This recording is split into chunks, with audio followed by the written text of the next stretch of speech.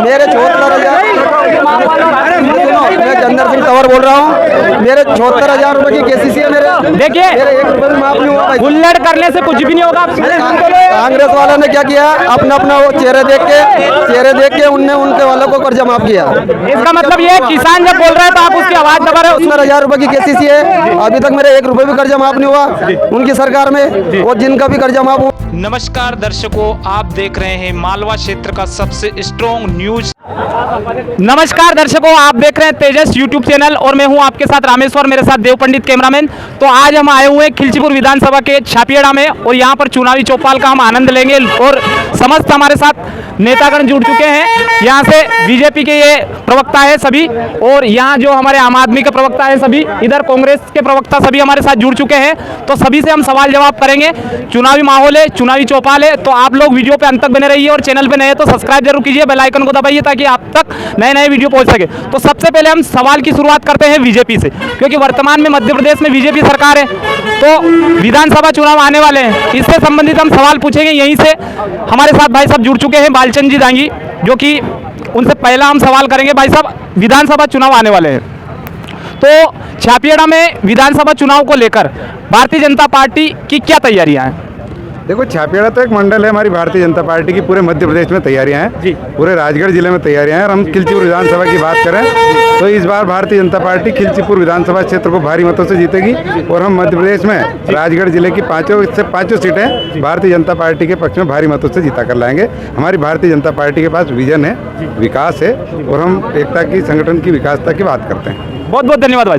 तो भाई साहब से एक सवाल पूछने के बाद हम आम आदमी पार्टी के जो प्रवक्ता है श्री राधेश्याम जी नागर साहब, उनसे एक सवाल करेंगे। भाई साहब, इस बार विधानसभा चुनाव को लेकर खिलचीपुर विधानसभा में क्या क्या तैयारियां हैं? खिलचीपुर विधानसभा में जो हमारा जो मंडल है अपना ये छापियाड़ा, इसमें बहुत ही जुझारू कार्यकर्ता हमारे साथ जुड़े हैं, और वो इस बार जो भ्रष्टाचार हमारे इस खिलचीपुर तहसील में हुआ है ये शायद कहीं देखने को मिला है। हमने देखा है अभी जो खिलचीपुर में 100 बेड का अस्पताल बना था कोविड के टाइम, आज तक उस बेड की एक खिल भी हमें दिखाई नहीं देती है, ना बिल्डिंग दिखाई देती है, ना ही कोई वहाँ पर कोई जगह है। उसके लिए ना तो बीजेपी वाले अपने आप को जिम्मेदार समझ रहे हैं, ना ही कांग्रेस वाले अपने आप को जिम्मेदार समझ रहे हैं। एक दूसरे पर सिर्फ खिल्लियाँ उड़ा रहे हैं, और वो अस्पताल यहाँ की मूलभूत आवश्यकता थी स्वास्थ्य के नाम पर, लेकिन वो लोग आज दोनों पार्टी हंसी मजाक में उस चीज़ को ले रही है, और वो जो 100 बेड का अस्पताल है आज धराशायी हो चुका है, कहीं से कहीं तक कोई उसका नहीं है। और हमारे यहाँ शिक्षा की व्यवस्था यह है कि राजगढ़ जिला शिक्षा के स्तर में 50वें 52वें स्थान पर आया है। राजगढ़ जिला शिक्षा के स्तर पर बिल्कुल 0% पर है। दोनों पार्टियों ने कोई काम नहीं किया है, इसलिए आम आदमी पार्टी आज इस विधानसभा क्षेत्र में अपना विधायक उतार कर विधायक को विजय दिला करके ही अपने पूरा मुख्यमंत्री मध्य प्रदेश में बनाएगी। जय हिंद, जय भारत। तो दोस्तों, आप आम आदमी और बीजेपी की जो तैयारी है चुनाव की, तो उससे संबंधित आप जान चुके हैं, और हम अब आए हैं कांग्रेस पार्टी के प्रवक्ता के पास कि उनकी जो खिलचीपुर विधानसभा है उसमें चुनाव को लेकर क्या तैयारी है। भाई साहब नमस्ते। नमस्ते। इस बार विधानसभा चुनाव करीब है, तो इसको लेकर आपकी जो तैयारियां है कांग्रेस पार्टी की, वो क्या है? तो हमारी कांग्रेस पार्टी की पूर्ण रूप से तैयारी है जी। हम चुनाव आज ही की तारीख में भी, अगर जब भी वो बीजेपी या चुनाव आयोग जब भी तय करेगा तारीख, हम लड़ने के लिए पूर्ण रूप से तैयार है जी। और भाजपा, आप सब लोगों को और सभी लोगों को याद है कि भारतीय जनता पार्टी कहती क्या है, करती क्या है। हमारे यहाँ गौशाला, जो गौशाला के नाम पे हमेशा भाजपा ने वोट मांगे हैं। हमारे यहाँ गौशाला, हमारे जब विधायक जी प्रियव्रत सिंह जी जब मंत्री थे तो उन्होंने गौशाला यहाँ पे स्वीकृत कराई थी 1 करोड़ 2 लाख रुपए की। आज भाजपा के लोगों ने गौशाला बंद करवा दी, जिसका टेंडर लग चुका था। ये हमारा खरला नाला था, इसका टेंडर हो चुका था, ये काम भी अभी अपूर्ण है। तो भाजपा कहती क्या है, करती क्या है, इसलिए भाजपा को जनता जवाब देगी और हमारे यहाँ पर एमपी में कांग्रेस की सरकार बनेगी और हम बहुत बहुमत से, पूर्ण बहुमत से कांग्रेस की सरकार बनेगी और हमारे विधायक महोदय भारी मतों से विजय होंगे। बहुत बहुत धन्यवाद। भाई साहब, सवाल मेरा आपसे है कि भाजपा कहती क्या है और करती क्या है, तो इस पे आपका क्या कहना है? देखो, भाजपा जो कहती है वो करती है, और भाजपा ने जितनी घोषणाएं की है उनको सबको जमीनी स्तर पर अमल में लाया है। ये बात तो हमें हमारे साथियों से ही पूछना चाहिए कि उनके कमलनाथ जी ने कहा था कि हम 2 लाख रुपए का कर्जा माफ करेंगे, तो आप ये उनसे ही पूछेंगे कि आपने 2 लाख का कर्जा माफ किया है, तो ये कहती और करने में अंतर भी मालूम पड़ जाएगा। और हमने कहा है कि हम लाडली बहना को 1,000 रुपये देंगे, तो हम 1,000 रुपये दे रहे हैं। हमने 1250 रुपये कर दिए। हमारी पार्टी ने कहा था कि हम तीर्थ दर्शन योजना में बुजुर्गों को तीर्थ भेज रहे हैं, अभी हमारी पार्टी प्लेन से तीर्थ भेज रही है। हमारी पार्टी ने जो कहा था, किसान पंचायत के माध्यम से हम 25,000 रुपये में ट्रांसफार्मर किसानों को लगा के देते थे। इन कांग्रेस पार्टी की सरकार 15 महीने में आई, इन्होंने 25,000 रुपये में जो मुफ्त पे ट्रांसफार्मर थे वो भी बंद कर दिए। आप इनसे पूछिए कि आपके सरकार के आपके विधायक जी मंत्री थे, उन्होंने 25,000 रुपये के ट्रांसफार्मर क्यों बंद कर दिए? आपका जवाब उनसे पूछिए। मैं आम आदमी पार्टी से पूछ लूँ, आप इन दोनों के सवाल जवाब से संतुष्ट है या नहीं है, फिर उसके बाद में आऊँगा, ठीक है? हाँ सर, नमस्ते। सबसे पहले तो आपका नाम बता दीजिए। मैं आम आदमी पार्टी से जिला सचिव राय सिंह धागी। मैं आम आदमी पार्टी से। सबसे पहले तो सवाल ये है कि जो भारतीय जनता पार्टी और कांग्रेस पार्टी ने जो सवाल किए और जवाब दिए, उससे आप क्या संतुष्ट हैं? मैं दोनों पार्टी संतुष्ट नहीं हूँ, क्योंकि दोनों पार्टी 77 साल हो गए राजनीति करता करता, इन्होंने कुछ भी काम नहीं किए। गरीबी को गरीब बना दिए, अमीर को अमीर बना दिए। ना तो स्वास्थ्य के क्षेत्र में विकास किया है, ना शिक्षा के क्षेत्र में विकास किया है, और कोई भी सुविधा नहीं दिए। गरीब गरीब होते जा रहे हैं और अमीर अमीर होते जा रहे हैं।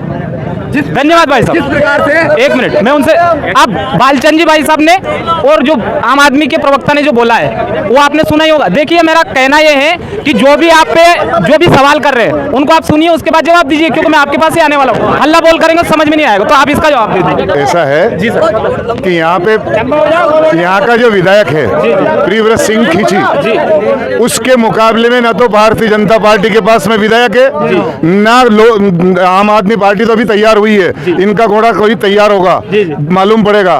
मगर बीजेपी के पास में प्रियव्रत सिंह के सामने चुनाव लड़ने के लिए उम्मीदवार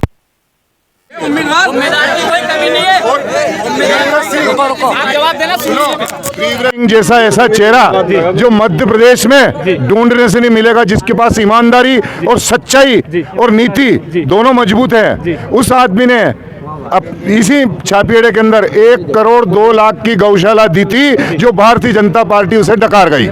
आज तक पता नहीं उसका, जिसका टेंडर हुआ था। इसके बाद प्रियव्रत सिंह जी ने 200 किलोमीटर का रोड बनवाया, और वो राजा हैं, राजकुल में जन्म लिया, मगर वो जनता के सेवक हैं, रात दिन जनता के साथ में जुड़े हुए हैं। ऐसे व्यक्ति, नेक और ईमानदार व्यक्ति इस खिलचीपुर तहसील को भविष्य में नहीं मिल सकता है, और हम ऐसे नेता को नहीं छोड़ सकते।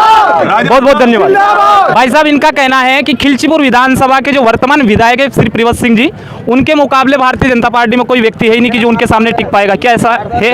देखो, व्यक्ति कोई मुकाबले का नहीं रहता है, मतदाता मुकाबले के रहते हैं। जिनकी आप बात कर रहे हैं, ये 2013 में यही प्रियव्रत सिंह जी चुनाव हारे थे। इन्होंने झूठा प्रलोभन देके और जनता को बरगला के और 2018 का चुनाव जीते हैं। अभी हमारी पार्टी नए प्रत्याशी को जिस दिन लेकर आएगी, इनके प्रत्याशी धराशायी हो जाएंगे, और हाथ कंगन को आरसी क्या, पढ़े लिखे को फारसी क्या, गिने दिनों में देखेंगे इनके प्रियव्रत सिंह जी कार्यकर्ता ढूंढे नहीं मिलेंगे। बहुत बहुत धन्यवाद भाई। आम आदमी पार्टी से मेरा सवाल है, आम आदमी पार्टी से मेरा सवाल है कि क्या आपकी पार्टी में भी कोई ऐसा प्रवक्ता है जो चुनाव को मजबूती से लड़ सकता है, जनता के विश्वास पे खरा उतर सकता है? आम आदमी पार्टी, पहले सब सुने सर, सब सुने। आम आदमी पार्टी भारतीय जनता पार्टी और कांग्रेस से बहुत बढ़िया तरीके से चुनाव लड़ेगी, नीतिगत चुनाव लड़ेगी, व्यक्तिगत चुनाव लड़ेगी। हमारा प्रत्याशी जो भी आएगा वो प्रत्याशी सिर्फ झाड़ू रहेगा, अरविंद केजरीवाल रहेगा।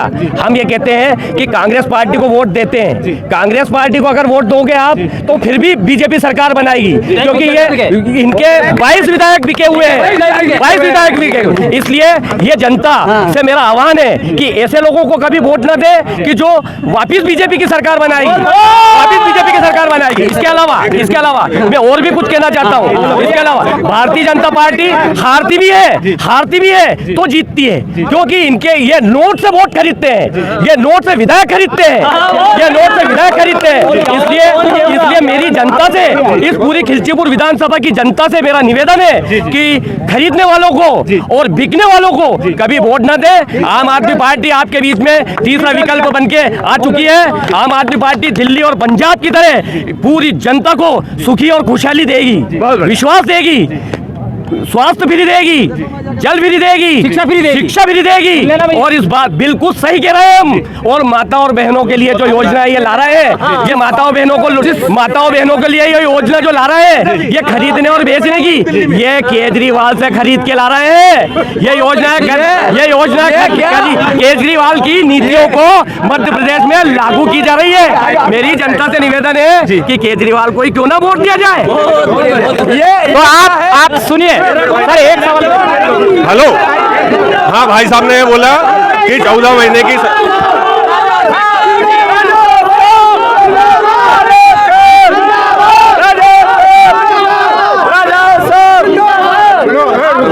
भाई साहब ने बोला कि 14 महीने की सरकार में किसान का लोन माफ नहीं हुआ। मैं भाई साहब के दांगी समाज के दरियापुर के शिवनारायण जगन्नाथ जी का नाम बता रहा हूँ, वहाँ जाके पूछ लेना अगर कर्जा माफ हुआ कि नहीं हुआ। कांग्रेस भाई साहब हुआ कि नहीं हुआ? जी मेरा माफ हुआ, जिसका प्रमाण पत्र मैं दिखा सकता हूँ। इसके बाद सुनो कि प्रियव्रत सिंह जी की कह रहे हो खरीदने वाली बात, तुम प्रियव्रत सिंह जी को क्या खरीदोगे? बीजेपी ने अपनी पूरी ताकत लगा ली मगर प्रियव्रत सिंह जी को हिला नहीं सके। वो ऐसा नेता है। और उनको मत सिखाओ। उनकी कह रहे हैं हम शिवराज सिंह जी की प्रथम पोल। और बात की तो बात की बात है, मगर रक्षाबंधन पे बहनों को सौगात दी थी 450 रुपया टंकी में। वो पहली झूठ तो अभी सफेद इनके सामने ही है। इनको भी मालूम है कि रक्षाबंधन के दिन बहनों को 450 रुपये में सिलेंडर देने वाला शिवराज सिंह कहाँ है? धन्यवाद भाई साहब। आपने इन सबके सवाल सुनी लिए होंगे। उसका जी, ये कायरी के किसान है जी, आइए इनसे बोलो, किसान इनका कर्जा माफ हुआ। कर्जा माफ की भाई साहब ने बोला है। नहीं हुआ, मेरा खुद नहीं हुआ साहब। बोलिए, आप बताइए ना। मेरा नहीं हुआ, मेरे 1 रुपया नहीं हुआ। नहीं, मेरे 74,000, मैं चंदर सिंह तंवर बोल रहा हूँ। मेरे 74,000 रुपए की केसीसी है। मेरे देखिए, मेरे 1 रुपया भी माफ नहीं हुआ। हुल्लड़ करने से कुछ भी नहीं होगा। कांग्रेस वालों ने क्या किया, अपना वो चेहरे देख के उनने उनके वालों को कर्जा माफ किया। इसका मतलब ये किसान जब बोल रहे हैं तो आप उसकी आवाज दबा रहे हो। 70,000 रुपए की केसीसी है। अभी तक मेरे 1 रुपये भी कर्जा माफ नहीं हुआ उनकी सरकार में। और जिनका भी कर्जा माफ हुआ उनने चेहरा देख के उनके वालों का किया। भाई साहब, अब इनका आप जवाब दे दीजिए, आपने सवाल सुने होंगे। देखिए, सबसे पहले मैं आप पार्टी वालों का जवाब देना चाहता हूं। जिस ईमानदार सरकार की केजरीवाल जी की बात कर रहे हैं, इन्होंने अन्ना हजारे जी का साथ लेकर के और हम भ्रष्टाचार मुक्त भारत बनाने की इन्होंने बात की थी। लेकिन ये उसी केजरीवाल जी के बता रहा हूँ, सिसोदिया जी इनके जेल में है, वो भ्रष्टाचार के सहारे आरोप से जेल में। इनके दूसरे मंत्री जैन साहब जेल में, सत्येंद्र जेल में। जब ये ईमानदारी की बात करते हैं तो इनके वर्तमान में 2 मंत्री भ्रष्टाचार के आरोप में जेल में है। और इन्होंने भारी भ्रष्टाचार करके और पूरे देश को भ्रमित किया है। और ये जो आप पार्टी की सरकार है, ये केवल झूठे वादों पे, झूठे आरोपों के सहारे, अपराध के सहारे सरकार बना के बैठे हैं। इनका कोई अस्तित्व नहीं है। इनका मध्य प्रदेश में कोई जनाधार नहीं है। ये जो दिल्ली का दिल्ली आबकारी विभाग के भ्रष्टाचार का पैसा है, वो पूरे दूसरे राज्यों में प्रचार में लगा रहे हैं और उस प्रचार के सहारे ये अपनी स्थापित होना चाहते हैं। इनका मध्य प्रदेश में कोई वजूद नहीं है। अब आम आदमी वाले सुन लो। भाई साहब का ये कहना है बालचंद जी का कि जब आम आदमी पार्टी इतनी ईमानदार है तो फिर इनके बड़े बड़े नेता जेल में क्यों हैं? आप जवाब दे दीजिए। आदरणीय, सुनो मेरी बात जी सर। सबसे मूलभूत बात यह है कि जितने भी लोग यहाँ सब समझदार हैं जी, सभी ने कांग्रेस और बीजेपी को वोट भी दिए। सुनो 1 मिनट के लिए, ये सब मन समझा रहे हैं। ये सब है ना, मन समझा रहे हैं। कोई संतुष्ट नहीं है, कोई संतुष्ट नहीं है। मैं ये नहीं कहूँगा, परंतु सुनो, एक मिनट। पार्टी कोई बुरी नहीं होती है, पार्टी अपनी माँ होती है। परंतु जो पार्टी के जनप्रतिनिधि होते हैं, वो जनप्रतिनिधि वोट लेके जनता के बस अहम में डूब जाते हैं। बस उन्हीं से लोग नाराज रहते हैं। तो कुल मिला के मेरा कहना यह है कि सिर्फ एक बार कहूँगा, मैं दूसरी बार नहीं आऊँगा 5 साल के बाद में। एक बार विधानसभा खिलचीपुर की जनता से निवेदन है कि आम आदमी के प्रत्याशी को वोट देकर देखो। अगर 5 साल में वो खरा नहीं उतरता है तो हम डंके की चोट पे स्टाम्प पे लिख के कहते हैं कि दूसरी बार हम आपसे वोट की बोलने के लिए नहीं आएंगे। अच्छा सर, एक सवाल मेरा पर्सनल सवाल है। मेरा ये सवाल है कि खिलचीपुर विधानसभा में क्या अभी तक आम आदमी पार्टी का कोई प्रत्याशी खड़ा हुआ है या आपने चुना है? बस अभी हम सब प्रत्याशी, हमारा चुनाव चिन्ह सिर्फ झाड़ू है। हम सब प्रत्याशी है भैया, सब हमारे हाई। जैसा भाई साहब ने अभी बताया, भाई साहब ने सुनो, मैं माइक छोड़ो, दुआखेड़ा से किसान आदमी हूँ। बोलिए, अभी तक की बात सुनो भैया। अभी तक मेरी न तो गैस टंकी मिली, बीजेपी सरकार थी अपने यहाँ पे अभी भी? पूरे एमपी में वहाँ से मुझे गैस एजेंसी में यही चापियाड़ा से गैस टंकी नहीं मिली। रोज आता था और रोज अंगूठा लगा के जाता था, मतलब मम्मी मेरी मिसेज दोनों आते थे। आज तक गैस एजेंसी पर से गैस टंकी नहीं मिली। जिसके बाद मैं और भी बताता हूँ, मेरी डिलीवरी हुई थी खिलचीपुर हॉस्पिटल में हुई थी। थोड़ी जगह बना लो यार। खिलचीपुर हॉस्पिटल से मेरी बेबी की डिलीवरी हुई थी, उसकी अभी तक राशि नहीं मिली हुई है। मैंने अजय लालमार साहब से बात की थी, अपने एमएलए साहब से, उनने कुछ भी ऐसा कुछ भी नहीं किया। फिर प्रियोत सिंह जी से जाके मिला था, उनने बोला था कि मेरे पास आ जाओ। मैं आज तक उनके पास नहीं गया। तो आपको जाना चाहिए था ना। प्रियोत सिंह जी मेरी खुद मदद करते, पर मैं खुद नहीं गया उनके। क्यों नहीं गए आप? फिर जाना क्योंकि मुझे पहले बीजेपी से प्यार था, अब नहीं है। सुनिए, हाँ, इस पे जवाब दे दीजिए। मैं यहाँ पे सब खड़े अपने भाजपा के भाइयों और आम आदमी के भाइयों से मेरा एक निवेदन है, यहाँ की लोकल की मूलभूत सुविधा की बात करो भाई। यहाँ का यात्री प्रतीक्षालय ठेके में तब्दील हुआ, भाजपा के कार्यकाल में हुआ। आज ये भाजपा के लोग, ये मित्र हमें बताएं कि यहाँ क्या यात्री प्रतीक्षालय कहाँ है। यहाँ का यात्री प्रतीक्षालय इन लोगों ने बेच दिया, वो भी ठेके में, वो भी दारू का ठेका खुला। यहाँ 5 साल तक दारू का ठेका खुला। इसके बाद दूसरा सवाल मेरे इन भाइयों से सवाल है मेरा कि वो मुख्यमंत्री जी कहाँ हैं। आजकल उनका वीडियो बहुत वायरल हो रहा है, मेरे मुख्यमंत्री किले में मत बैठो, मंत्री खेतों में जाओ। आज आप आ रहे हो इतनी दूर, सोयाबीन की फसल सूखी पड़ी है, 7-7 घंटे किसानों को लाइट नहीं मिल रही है। ये भाजपा की सरकार अंधी और बहरी गूंगों की सरकार है, किसानों की सरकार नहीं है। इसलिए हम चाहते हैं कि कमलनाथ की सरकार मध्य प्रदेश में आए, कमलनाथ और राजा प्रियव्रत सिंह जी यहाँ बहुत बने। भाई साहब, मैं जवाब ले लूं? अरे वो सवाल भूल जाएंगे, जवाब ले लूं। मैं आपसे एक सवाल ये पूछना चाहता हूँ कि इस टाइम पे किसानों की हालत बेहद खराब है, बहुत गंभीर है। 4 घंटा 5 घंटा लाइट भी बराबर नहीं मिल पा रही है। और जब 13 महीने की सरकार कमलनाथ जी की थी, उस टाइम पे शिवराज सिंह जी खेत में जाकर के जो कहते थे कि वहाँ महलों में बैठ करके कमलनाथ जी खेती का सर्वे नहीं होगा, सर्वे तो यहाँ का होगा। आज वही शिवराज सिंह जी कहाँ हैं जो आज किसानों की ऊपर से कुदरत का कहर है। मैं इससे सवाल पूछ लूं मैं?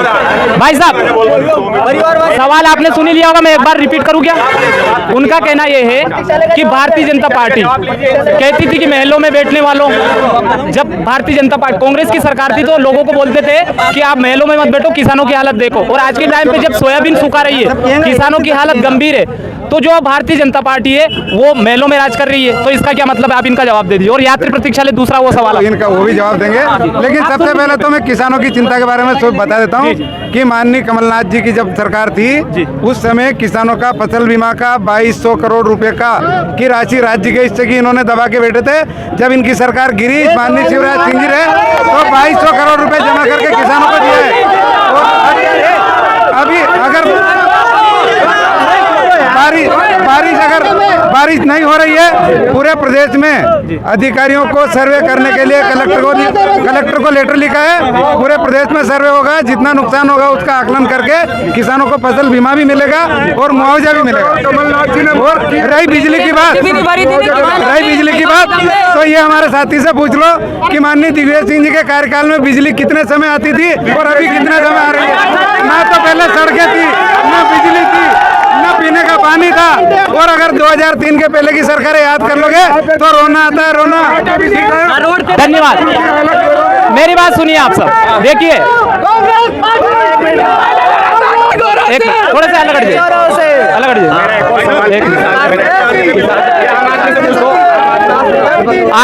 आप देख रहे थे तेजस, और हमारे साथ ये थी चुनावी चौपाल। हमसे जुड़ने के लिए धन्यवाद।